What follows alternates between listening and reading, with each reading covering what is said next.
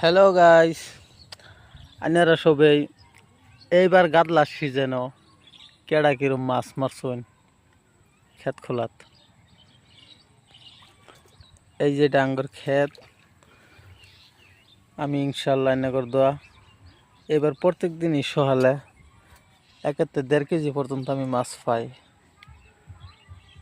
আর এই মাত্র আইলাম, এই যে সকলে জাল উড়াইবার লিগা মাছ ছুটাই নিতাম। তো ইনশাল্লাহ মাছ করতে পাই আমি এনে সবাই দেখাইয়াম কেডা কিরকম মারছুন এই সিজনও মাছ। কমেন্ট বক্সে জানাবেন গাইস।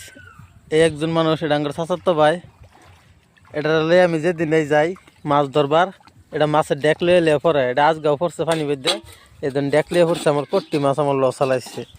হ্যাঁ, তুই তুই মাছ চালাস খেলে গিয়া, তুই মাছ চালাস খেলে গিয়া লইয়া তুই ডেলি ফরস। হ্যাঁ, তুই ডেলি ফরস মাছ লইয়া। হ্যাঁ, আমার চাচাতো ভাই এটা কলঙ্কর, এটা মানুষ নামে কলঙ্ক। এটা সেদিন না সকালে সকালে 1.5 কেজি মাছ লিয়ে পড়ছে, সবগুলা মাছ গেছে, খালি মরা মাছগুলা রয়েছে। এই আজগাও দেখুন মাছগুলো আমার ফালাইছে, এই ধরনের মার খেয়ে রাগে যাইতেছে, সব ফালাইছে।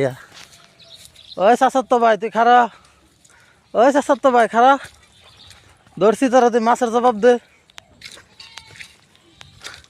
এই যে ধরুন চাচাতো ভাই, এই যে হিবারি পড়ছে, এই যে ধরুন আবারই পড়ছে আমার চাচাতো ভাই। ঠিক আছে, খালি সবসময় খালি পরে 2বার পড়া হয়েছে তারা। মাছ দে, আমার মাছ দে।